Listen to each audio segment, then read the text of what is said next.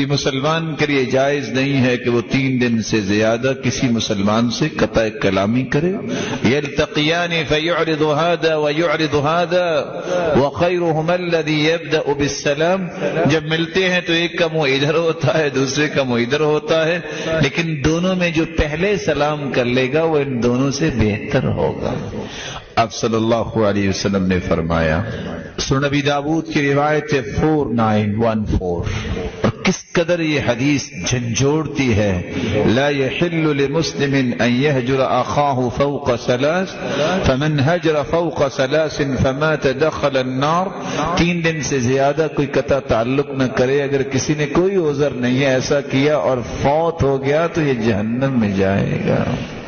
تفتح ابواب الجنت یوم الاثنین والخمیس.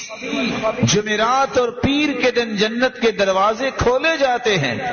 فیغفر فیہما لمن لا یشرک باللہ شیئا. اللہ مشرکوں کے علاوہ ہر ایک کو معاف کر دیتے ہیں اور اس کو بھی معاف نہیں کرتے. کانت بینہ وبین اخیہ شحنہ. جس کے دل میں کسی بھائی کے بارے میں بغض حسد ہے، اللہ فرماتے ہیں انظروا ان کے نام اعمال پیچھے کر دو حتی یصطلحا او یفئا. جب تک یہ صلح نہیں کر لیتے اور آپس میں محبت میں واپس نہیں آ جاتے اس وقت تک اس کے نام اعمال اور اس کے حساب کو میں دیکھنا بھی پسند نہیں کرتا. اس لیے 3 دن سے زیادہ قطع تعلق کرنا یہ مومن کی شان نہیں ہے.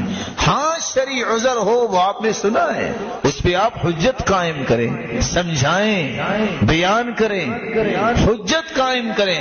اور برائی پہ اگر ڈٹا ہوا ہے حجت قائم کرنے کے بعد تو پھر دیکھیں اگر قطع تعلق سے وہ سدھر سکتا ہے تو پھر قطع تعلق کریں، شاید کہ اس وجہ سے اس کی اصلاح ہو جائے.